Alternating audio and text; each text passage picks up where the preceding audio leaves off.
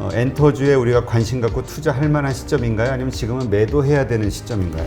아직은 매도할 시점은 아니고요. 편안하게 홀딩을 할 수 있는 건 지금 주가에서는 하이브죠. 그러니까 인터넷 섹터가 좋은데 네이버 7, 카카오 3.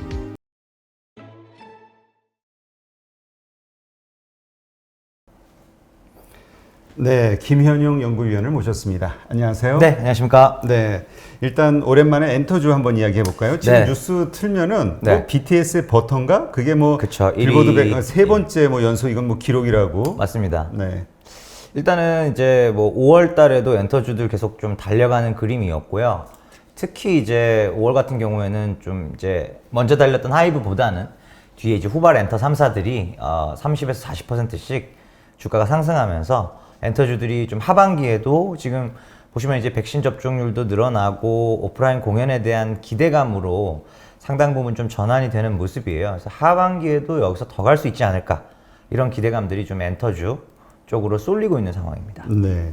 근데 참 우리 BTS가 요즘 인기 끌고 있는데 네. 생각처럼 하이브 주가는 그렇게 움직이는 것 같지는 않아요. 네, 맞습니다. 일단은 하이브 같은 경우에는 첫 번째로 이제 조금 먼저 달렸고요. 3, 4월 달에 이제 그때 네이버와 하이브의 이제 위버스 JV 그때 이제 한번 엔터 플랫폼으로서의 리레이팅이죠. 밸류에이션이 높아지는 이벤트가 한번 있었었고 그 이후에는 사실 이제 지금 어떻게 보면은 지금 PER이 한 45배에서 50배 정도를 왔다 갔다 하는 상황이기 때문에 어떤 강한 모멘텀이나 그런 트리거가 없이는 이 상단을 돌파하기가 만만치만은 않은 그런 상황에서 좀 주가가 주춤하는 모습입니다. 네.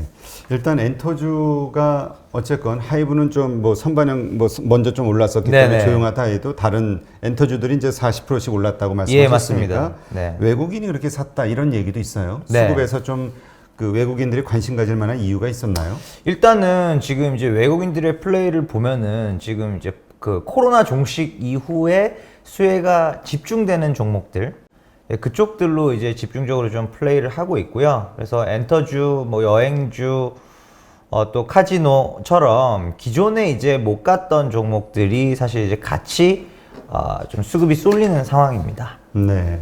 일단 그 어닝 서프라이즈가 네. 엔터 3사 일어났다. 근데 네. 이제 사실 우리가 다 코로나 때문에 네. 그 콘서트라든가 이런 걸 못 했잖아요. 전혀 못했습니다. 예, 그럼에도 이렇게 실적이 좋았던 가장 근본적인 이유라면 뭐가 있을까요? 일단은 첫 번째는 음반이고요. 음반이나 음원 같은 것들이 이제는 특히 음반은 이제 굿즈처럼 소비가 되면서 전년 동기 대비 이제 뭐 YG 하이브를 제외한 나머지 이제 엔터 3사들은 실적이 다 서프라이즈가 나온 상황이고요. 첫 번째 음반 때문, 그리고 두 번째는 온라인 콘서트를 또 YG 같은 경우에는 그 영향으로 분기 100억에 가까운 영업이익을 낼 수 있었던 부분인 것 같습니다. 네. 그러면 이제 문제는 이거죠. 우리가 왜냐하면 이런 테마들이 돌아다닐 때는 네네. 좀 무서운 게 뭐냐면 오르네 괜찮네 해가지고 들어가면 꼭 고점에 물린단 말이죠. 아, 물론입니다. 예. 지금 네. 시점 엔터주에 우리가 관심 갖고 투자할 만한 시점인가요? 아니면 지금은 매도해야 되는 시점인가요? 아직은 매도할 시점은 아니고요. 매도할 시점은 6월 달 판매량이 나오는 7월 초중순 이때를 이제 1차적으로는 모멘텀이 최대에 달하는 구간입니다. 그래서 그 안에 제가 보는 것과 다르게 저는 일단 올해 안에 오프라인 공연은 어렵다라고 보는 쪽이고요. 제가 보는 것과 다르게 오프라인 공연이 잡힌다. 예, 공연장이 대관이 되고 이제 티켓팅이 시작이 된다. 그러면은 주가는 더 갈 거고요. 그게 아니라면은 그때가 일단은 1차적으로 비중을 줄일 수 있는 타이밍입니다. 네. 지금 그렇지 않아도 이 콘택트주들이 네네. 요즘 최근에 많이 올랐잖아요. 네네. 그런 가운데서 지금 영화, 뭐 CJ, CGV라든가 네. 이런 쪽에 대해서 되게 관심들이 있는데 네. 실제로 실적이 좋아질 만한 뭐라 그럴까요? 데이터 같은 게 있나요? 근거 데이터 현재 전혀 없습니다. 그러니까 우리 기대감인 거죠. 정말 순수한 기대감이고요. 그래서 뭐 입국자 수나 출국자 수, 또 영화 같은 CGV 같은 영화관 산업 같은 경우에는 일별로 관객 수가 찍힙니다. 근데 이제 그런 부분에서 어떤 좀 이 바닥을 탈피하는 그런 신호 이런 것들은 현재 전혀 나오지 않은 상황이고요. 그 어떤 굉장한 선행 지표라고 볼 수 있는 이제 백신 접종률, 우리가 이제 인구 뭐 200만이, 500만이, 1000만이 이제 백신을 접종했으니 조금 더 사람들이 7월부터는 마스크를 벗고 돌아다닐 수 있잖아요. 마친 분들은. 그래서 그런 부분을 이제 어떻게 보면 좀 정성적으로, 정량보다는 정성적으로 좀 평가를 해서 이 부분이 이제 좋아지지 않겠느냐 이렇게 보는 것이죠. 네. 근데 엔터는 그거랑은 좀 결이 다르죠. 예. 그럼 이제 한 7월 정도가 어떤 그 데이터 나오는 어떤 실적이라든가 이런 걸 보고 네. 매도의 시점을 잡을 것이냐 이걸 이제 그때 고민해야 된다 말씀하셨는데 네네. 그렇다면 지금 현재 시점에서 우리가 가장 좀 그래도 덜 오른 종목이랄까 아니면 그러니까 하여튼 그 탑픽으로 보시는 거예요? 편안하게 홀딩을 할 수 있는 건 지금 주가에서는 하이브죠. 하이브. 예. 왜냐면은 이익이 워낙 단단하고 또 방탄소년단 같은 경우에는 이제 물리적 음반을 지금 안 냈음에도 불구하고 기존 나왔던 음반 구보라고 하죠. 구보의 판매량과 음원 판매량 가지고도 실적이 나오거든요. 그렇기 때문에 지금은 하이브가 오히려 안전한 옵션이고 최근에 이제 뭐 여러 가지 루머들이 겹치면서 확 올라간 SM 같은 경우는 지금 따라가시면 위험하죠. 예. 여기서 무조건 빠진다는 얘기는 아니고 일단 투자 위험성 측면에서 본다면 SM보다는 하이브 이런 상황이죠 지금. 네, 그렇군요. 자, 그렇다면 그 우리가 만약 투자를 했어요. 네. 예를 들어 하이브에 투자를 했다 치고요. 네. 우리가 일단 매수는 했다 치더라도 이 항상 매도를 언제 해야 될 것이냐가 고민이잖아요. 네, 맞습니다. 만약에 하이브 투자자라면 네. 가장 적정한 매도의 시점은 언제라고 봐야 될까요? 일단은 지금 이제 하이브를 매수한다라고 보시면 이제 뭐 기존에 이제 어떤 공연이나 여러 가지 가정들이 변함이 없다고 했을 때 네. 하반기 중에 제가 예상하는 시점 3분기 정도인데요. 3분기 중에 방탄소년단이 이 피지컬 앨범을 낼 때가 있을 겁니다. 물리 음반을 지금 2월 달에 스페셜 앨범 내고 나서는 안 냈잖아요. 네. 3분기 정도에 앨범이 하나 나올 때 정규 음반이 나올 때 그때가 이제 실적의 기대감은 피크를 칠 거고요. 그때쯤이 이제 매도하기 좋은 타이밍입니다. 네. 그러니까 이제 왜 이렇게 매도 타이밍을 질문을 드리냐면은 네. 일단 이게 하이브라는 종목을 우리가 장기 투자 종목으로 진짜 2년, 3년이고 쭉 가져갈 만한 종목이냐에 대해서는 좀 네. 논란이 많잖아요. 논란의 여지가 있습니다. 왜냐면 분명. BTS 군대 예. 갈 일도 남아있고 네네. 그럼 이거 그냥 졸지에 이 가장 큰 매출원인데 그렇죠. 그래서 사실은 이제 엔터주들이 플랫폼으로 넘어가려고 하는 거예요. 과거에는 이제 공연 중심 그리고 음반 중심으로 지금 와 있고 앞으로는 플랫폼 중심으로 갈 겁니다. 그래서 특정 아티스트 또는 특정 아티스트들의 그 인적 구성에 비교적 자유롭게 수익을 좀 추구할 수 있는 모델들을 지향하고 있고 하이브 같은 경우에는 아무래도 이제 위버스를 통해서 상당 부분 이제 압도적인 경쟁 우위를 점하고 있는 상황이거든요. 그래서 엔터주를 장기 투자를 권유드리기가 굉장히 어려운 산업 속성이 있음에도 불구하고 하이브는 이제 BTS의 존재, 그리고 그 K-팝 플랫폼인 위버스의 압도적 시장 점유율 이 두 가지를 근거로 장기적인 홀딩이 가능하다라는 것이고 우려하시는 이제 그 입대 이슈, 입대 문제 같은 것과 관련해서는 지금 일단 군대 자체는 1년 반으로 좀 많이 짧아진 상태에서 뭐 순차 입대가 될지 동반 입대가 될지는 제가 예측할 수가 전혀 없는 부분입니다만 최근에 엑소 케이스를 보시면 엑소는 지금도 군백기입니다. 그러니까 누군가 가 있어요 지금. 그래요? 누군가 가 있고 누군가 있습니다. 근데 앨범 판매량이 줄기는커녕 늘고 있죠. 예, 그게 실적이지 않겠습니까? 예, 그래서 엑소가 저 정도인데 그럼 방탄은 더 공백이 없지 않을까요? 예, 그렇게 네. 보고 있습니다. 하여튼 참 아마 당사자들도 참 회사 입장에서도 참 네. 고민일 거예요. 이걸 고민이, 어떻게 네, 그쵸. 그 시기를 맞춰야 될지. 예, 맞습니다. 하여튼 엔터주는 이게 매력이기도 하지만 또 네. 이게 또 단점이기도 하니까 네네. 하여튼 잘 참고하셔서 네.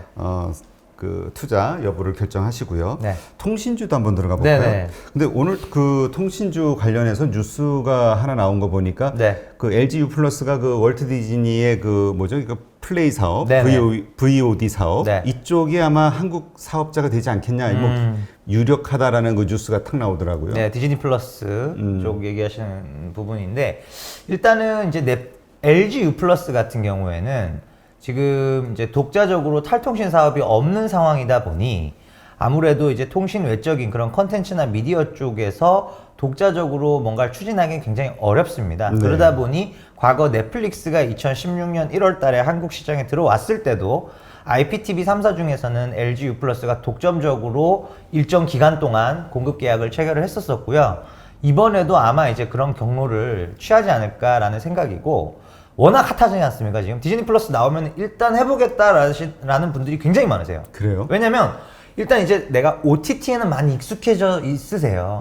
넷플릭스를 통해서 OTT에는 많이 익숙해져 있고 또 일정 부분의 금액을 내고 내가 OTT를 구독하는 거에 대해 거부감이 없으시고요. 그런 상태에서 넷플릭스를 오래 보셨던 분들은 또 약간의 피로감, 너무 이제 어떤 패턴화된 그런 컨텐츠에 대해서 좀 이제 기존의 디즈니 컨텐츠에 대한 어떤 향수 이런 것들이 있으시거든요. 그래서 아마 론칭 초기에는 국내에서 반응이 굉장히 핫할 겁니다. 아, 그래요? 예, 그 부분을 LG U 플러스가 사업 기회로 어떻게 보면은 포착을 한 것이죠. 베팅을 한 것이죠. 네. 그러면 네. 그 실질적으로 이렇게 된다. 그러니까 결국은 우리가 기대감 말고 이러한 사업이 과연 돈이 되겠느냐, 기업 실적이 얼만큼 네. 이익을 갖다 줄 것이냐의 문제에서 봤을 네네. 때 이게 가능성이 높은 건가요? 크게 돈이 되지 않습니다. 그러니까 예. 왜냐면 지금 넷플릭스 같은 경우도 뭐 그렇게 네, 돈이 크게 안 못 버는 됐어요. 것 같고. 네. 네. 근데 다만 이제 LG U 플러스가 이걸 하는 이유는 트래픽을 일단 일으키려는 게 첫 번째고요. 또 하나는 LG U 플러스의 IPTV는 3, 40대를 중심으로 비교적 좀 젊은 층을 타겟팅한다라는 그런 컨텐츠 구성을 가져가거든요. 그래서 아이들 나라 같이 이제 키즈 컨텐츠에 특화해서 네. 그 아이들 나라의 그 아이들의 부모가 보통 이제 한 3, 40대 아니겠습니까? 네. 예, 그래서 그렇게 이제 3, 40대 분들한테는 LG 플러스가 상당 부분 좀 점유율을 가져가고 있고요. 예, 실제로 IPTV 3사의 신규 시장, 그러니까 매년 매 분기 이렇게 40만 명의 신규 가입하면 3분의 1 넘는 게 LG U 플러스 점유율이에요. 아, 그래요? 예, 실제로 전체 설치 대수 기준으로는 LG U 플러스가 33%가 안 되거든요. 근데 신규 시장에서는 LG U 플러스가 1위 아니면 1위, 2위 왔다 갔다 합니다. 그 정도로 신규로 IPTV 가입하시는 분들은 U 플러스로 많이 가고 있고 거기 상당 부분이 그런 넷플릭스 먼저 한 거, 디즈니 플러스 먼저 한 거, 그리고 뭐 아이들 나라 이런 컨텐츠 쪽에서의 색깔을 가져갔던 부분들이 상당히 주요했다. 이렇게 보시면 될 것 같습니다. 그러니까 하여튼 이 안에서 내가 체험해 볼 수 있는, 이용할 수 있는 서비스가 네. 여러 가지가 있고 또 그게 나를 끌어당기는 매력이 있다면 맞습니다. 그런 어떤 미끼 상품이라고 보통 얘기하잖아요. 그렇게 볼 수도 있고 이제 고객을 장기적으로 이제 리텐션 시키기 위한 역시 내가 LG U 플러스 TV를 썼더니 키즈 컨텐츠도 너무 좋고 새로운 어떤 그런 글로벌 플랫폼들 들어올 때 내가 특별히 고민하지 않아도 내가 먼저 접할 수 있겠구나 라는 이제 믿음을 계속 심어주는 거죠. 그렇죠. 예. 그 LG 플러스의 주가 흐름은 어떻습니까? 일단은 통신 3사 모두 지금 이제 SKT랑 KT가 쭉 달려간 것들은 탈통신 논리로 많이 올라왔고요. 오름폭의 70%가 탈통신 때문이고 30%가 5G가 보급되기 때문이었다면 LG 플러스는 탈통신이 없기 때문에 상승폭이 훨씬 낮아야 되는데 그렇지는 않고 비슷하게 같이 갔습니다. 그렇다면 이거는 고평가에 대한 논란이 있지 않을까요? 근데 LG U 플러스 같은 경우가 애초에 다른 이통 3사 대비 밸류에이션이 지금도 높거든요. 높은 이유가 이익의 성장성이 높습니다. 그리고 IPTV를 비롯한 유선, 아까 뭐 3, 40대 인기가 많고 아이들 나라 그러다 보니까 별도 과금을 상대적으로 더 많이 합니다. 예, 그래서 마진이 더 좋아요. 예, 뭐 마진 레벨에 대해서는 회사가 사업 부문별로 따로 알려주진 않지만 평균적인 영업이익률 자체가 경쟁사 대비 좋고 이번 1분기 실적에서도 보셨겠지만 서비스 수익 대비 10% 마진이 넘었습니다. 전사 마진이 두 자릿수를 이제는 통신사도 기록할 수 있다라는 부분을 좀 보여주면서 그 부분이 이제 조금 멀티플 더 받는 그런 결과로 나오고 정말 있습니다. 우리 통신주 하면은 정말 오랫동안 소외받았던 주식들로 이제 우리가 기억을 하고 있는데요. 예, 많이 소외받았죠. 그러면 이런 네. 질문이 하나 생겨요. 네. 2019년 네. 맞죠? 2019년도와 재작년이네요. 예, 재작년 코로나 이전에 네네.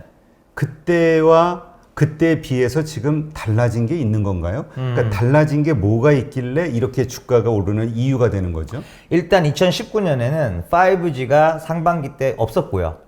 2019년도부터 5G가 도입이 막 시작이 됐는데 19년 하반기, 20년 상반기까지는 이거 왜 이렇게 속도가 느리죠?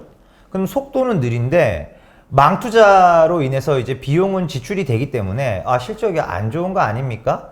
실제로 실적이 반등을 안 했던 상태입니다. 가입자당 매출액이 계속 전년 동기 대비 마이너스 상태에 있었었고요. 이게 돌아서기 시작한 게 작년 4분기에 KT가 먼저 이제 돌아섰고요. 플러스 양전환을 했고 그 다음에 이번 1분기 때 LG U+가 또 양전환을 했고 SKT도 이번 2분기 때는 양전환을 할 것으로 예상이 되고 있는 것이죠. 아, 5G가 이렇게 보급이 되더니 실적이 좋아지네요.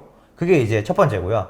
두 번째는 시장에서 통신사들이 우리 탈통신, 저희 이제 통신이 다가 아닙니다. 확 바뀌겠습니다라고 했을 때 아, 그래봤자 매출이나 이익 비중 얼마나 된다고 뭐 그런 게 있겠어요? 이렇게 반신반의 안 믿고 그걸로 멀티플을 더 줄 수는 없다였는데 지금 보시면은 SK텔레콤의 이제 웨이브와 같은 이제 OTT 그리고 비교적 조직의 어떤 변경이 느리다라고 알려진 KT가 실제로도 많이 느렸고요. 네. CEO 교체된 이후에 정말 KT 치고는 혁신적인 수준입니다. 다 분사했잖아요. 네. KT 시즌, 스토리 위즈 다 100% 자회사를 분사해서 스튜디오 지니라는 하나의 어떤 구심점으로 우리 미디어 클러스터 만들었습니다.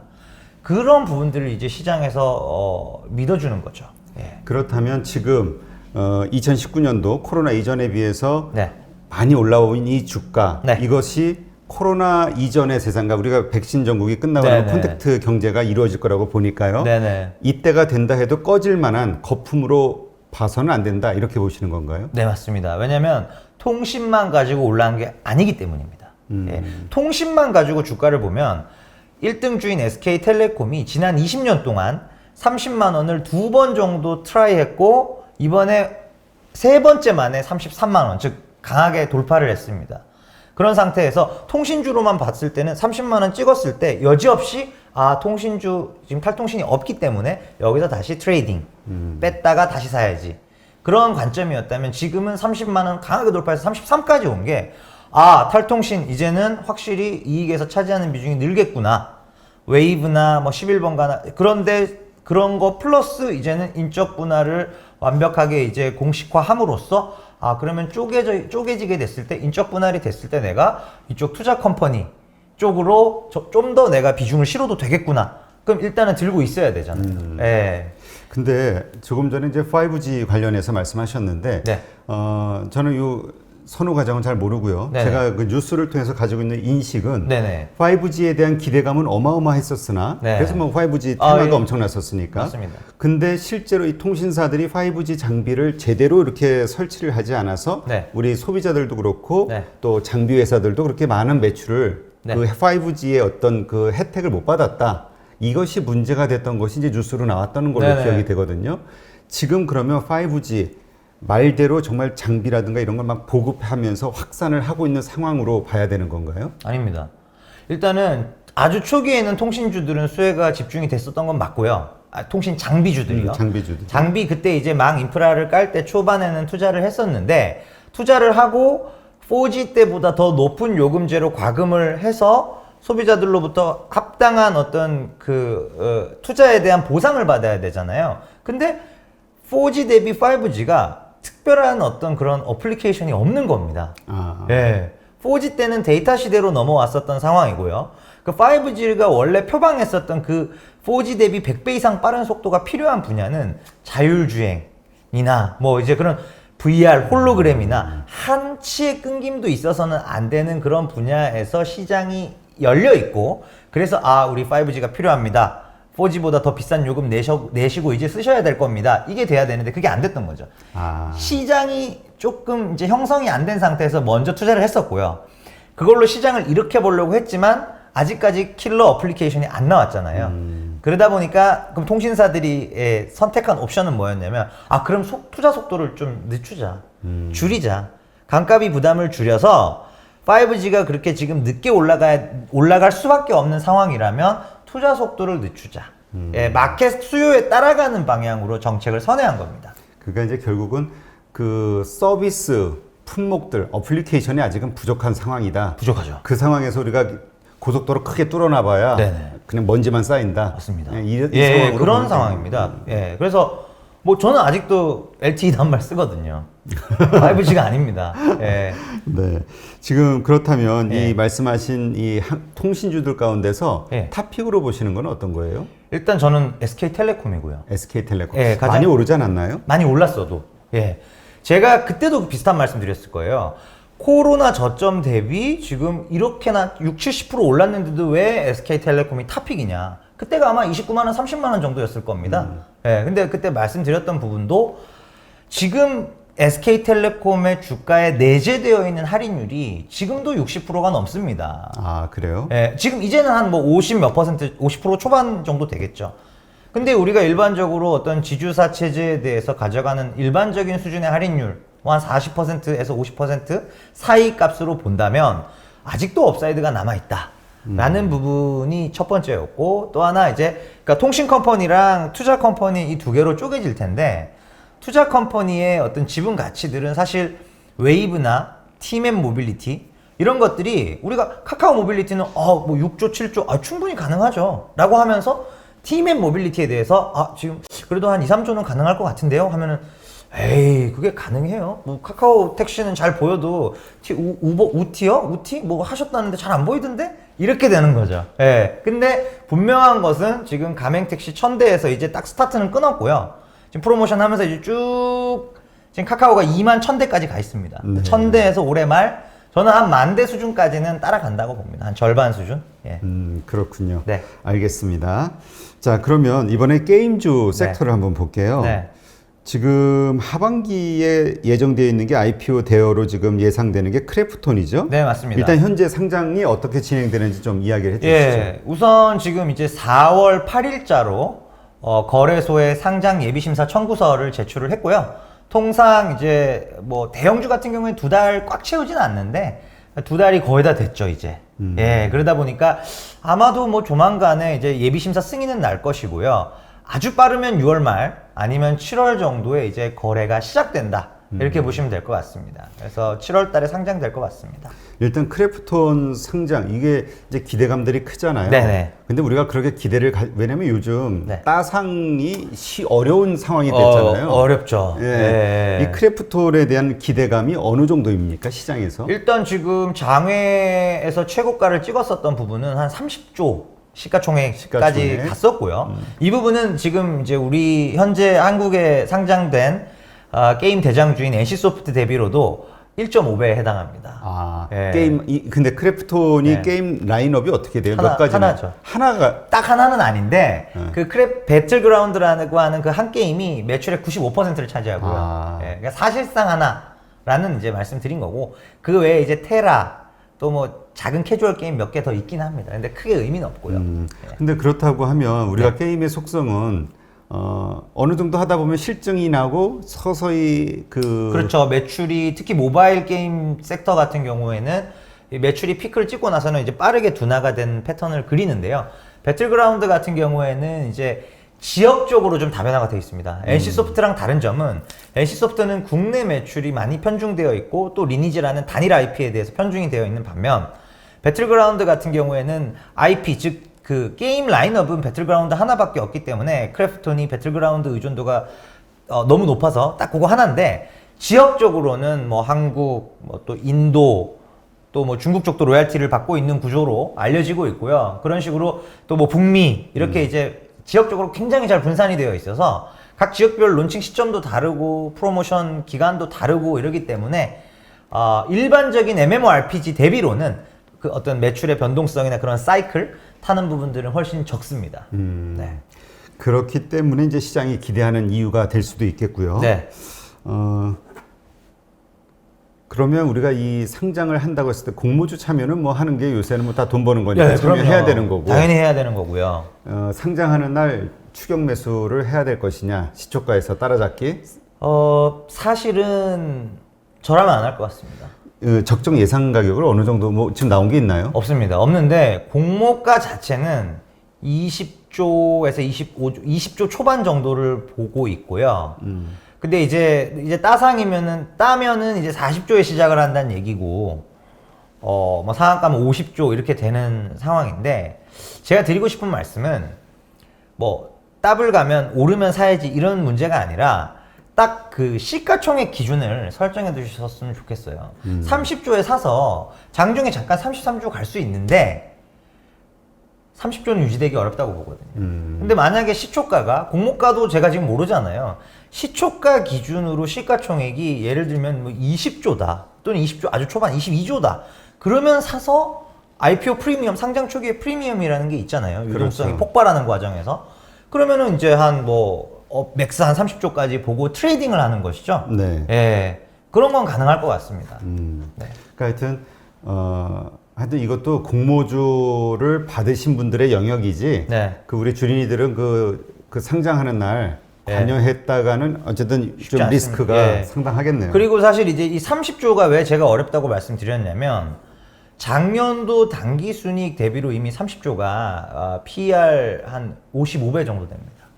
그러면 올해 이익이 늘어나는 거 감안해도 뭐 40배, 35배라고 치더라도 게임주 중에 35배를 받는 회사가 없어요. 네. 네, 없습니다. 알겠습니다. 네네. 자, W게임즈 자회사 DDI가 네. 미국 상장할 수도 있다라는 이제 기대감이 생기나 봐요. 네, 이게 합니다, 이제- 곧.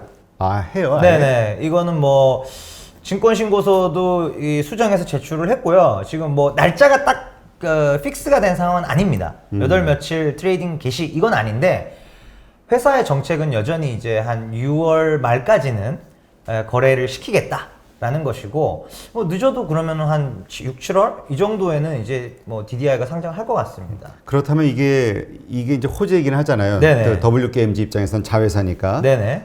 지분 가치가 어느 정도나 되고 그게 지금 현재 주가에 반영이 됐나요?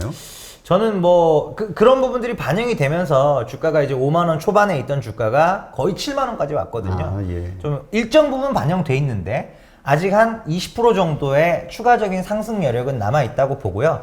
그 자회사인 DDI의 가치는 저는 이제 EV, EBITDA 한 10배? 영업이. 예, 동종 업종의 그 소셜 카지노 업종에 있는 그 피어 그룹들의 평균 값이 이제 EV, EBITDA 10배 정도인데 그거 적용해보면 이제 1.1조에서 1.4조 원 정도여서 사실 이제 지금 자회사 어떤 그 시가총액이 현재 그 W게임 모회사의 시가총액보다도 약간 큽니다. 네, 근데 이제 100% 지분은 아니니까요. 이제 IPO를 하게 되면 뭐 한 이제 50에서 60% 정도 지분을 이제 가져가게 된다고 보시면 될 것 같습니다. 그렇다면 네. 이제 분명히 이게 이슈가 되면서 네. 아마 호재로 작용하겠죠. 네네. 이제 지금 많이 오르긴 했는데 7만 네, 원까지. 많이 좀 일정 부분 반영돼 있고요. 예. 그러니까 지금 시점에서 DDI 상장한다 뭐 이런 스케줄들이 나오면서 또 뉴스가 됐을 때 우리 주린이들이 네. W게임즈를 네, 투자할 것이냐 말 것이냐 고민을 할 것 같아요. 현재 지금 7만 원 근처에 온 주가에서 W게임즈는 신규 매수할 종목은 아닙니다.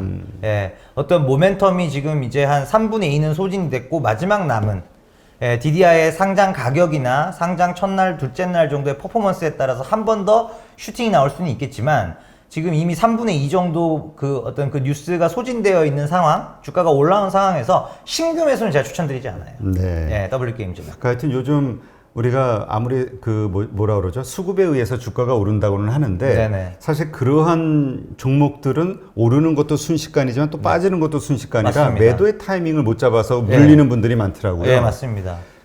그러다 보니까 우리 그 전에 로블록스 네네. 얘기했었잖아요. 메타버스. 예. 메타버스와 관련해서는 로블록스 그다음에 유니티인가요? 예, 유니티 소프트웨어. 유니티 소프트웨어 뭐 이 정도라고 봤는데 네네. 요즘 그 한국 뉴스를 보면 뭐 게임주부터 시작해서 엔터주 쪽으로 해가지고 메타버스 관련해가지고 막 관련주들이 막 나와요. 도대체 우리 한국에 메타버스 주가 있는 걸까? 없습니다. 근데 예. 언론서부터 시작해가지고 메타버스라는 거를 테마를 자꾸 띄우면서 네. 없는 거에 투자하는 분들 입장에서는 이게 사실은 그 뭐라 그럴까? 예. 되게 위험한 행동이잖아요. 위험하죠. 예. 위험합니다. 왜냐면 메타버스라는 신기루를 하나 띄워놓고 예. 거기에다 자꾸 프리미엄을 주면서 맞습니다. 근데 본질은 메타버스가 아닌데 맞습니다. 예. 근데 이제 메타버스 뭐 굳이 이제 직접적인 관련주를 본다면은 이제 그 비상장이죠. 네이버 제트. 그러니까 네이버의 자회사인 제페토를 운영하는 네이버 제트가 이제 유일한 직접적인 이제 플랫폼 운영사고요. 정말 이제 뭐 100번 양보해서 좀 간접적으로 메타버스에서 우리가 거의 상시적으로 구현되는 그런 이제 뭐 VFX나 그런 그래픽 기술에서 조금 뛰어난 기업들, 뭐 자이언트 스텝이나 뭐 많이들 언급되잖아요. 그렇죠. 그런 기업들은 이제 어떻게 보면 간접적으로 기술력의 우위는 분명히 있고 아주 간접적이지만 영향력이 아주 없진 않아요. 없다고 볼 수는 없습니다. 근데 이제 그렇죠. 그 외에 어떤 그런 작은 종목들 있지 않습니까? 그런 이제 테마주로 쭉 분류되어 있는 그런 종목들을 이제 어떻게 보면은 이제 그렇게 막 트레이딩 하시는 거는 조금 이제 위험 부담을 안고 가시는 거다. 예, 그러니까 메타버스의 어떤 산업적인 호재가 나왔을 때 그 종목들이 움직이긴 하겠지만 정말 단기성, 그렇죠. 단발성. 아니 예. 그거를 이해하시고 본인이 아 이게 실제로는 메타버스가 아니지만 아 메타버스라고 어떻게든 연결을 해서 네네. 뭔가 수급이 움직이는 종목이다라고 본인도 그 리스크를 인정하고 하시는 그렇죠. 거면 괜찮은데 그런 건 괜찮죠. 근데 잘 모르고 네. 그냥 메타버스가 앞으로 이런 기술인데 네. 언론에서도 메타버스 그렇죠. 관련주에서 나오고 하니까 메타버스 사야지. 이거 메타버스 좋은 거라고 해서 이제 뭐 좀 장기 투자도 가능한 어떤 업종이다. 이제 시작이다. 그러면은 무조건 로블록스를 사셔야 된다니까요. 그렇게 미국 상장된 예, 지금 100불까지 왔습니다. 많이 올랐어요. 예, 60불까지 빠졌다가 뭐 70불 언저리 이렇게 되면은 괜찮아 보인다고 말씀드렸는데 지금 이제 95불 뭐 이렇게 가니까 그러니까 그런 기업을 사 두시는 게 그건 진짜 뭐 순수한 메타버스 플랫폼 기업이니까요. 그렇죠. 예. 그러니까 하여튼 이 방송 보시는 그 주린이 분들은 물론 언론의 말로 그러니까 뭐 여러 가지 형태로 이야기들이 나오겠지만은 네. 항상 그걸 무조건 믿기보다는 네. 실제로 한번 확인해 보시는 습관을 들이시는 게 맞습니다. 예. 예. 이 돈이 관련돼 있는 거라 손해 보면 안 되잖아요. 물론이죠. 예. 네, 알겠습니다. 오늘 이렇게 해서 이제 마지막으로 예. 그 이 방송 보시는 분들 뭐 이 섹터나 네. 아니면은 뭐 투자와 관련해서 네네. 해주시고 싶은 말씀 있으시면 마지막으로 한번. 예, 일단은 이제 제가 보고 있는 지금 섹터 내에서는, 저는 뭐 이제 여러 번 여기 나와서도 이제 말씀드렸지만, 조금 뭐, 사고 팔고에 능하지 않고, 능숙하지 않고, 조금 이제 길게 가져가는 걸 좋아하시면, 이제 게임주나 엔터주나 이런 것보다는 이제 뭐 인터넷 쪽이나 네이버, 아니면 오히려 지금 구간에서는 뭐 통신주 SKT 이런 쪽이 좋아 보이고요.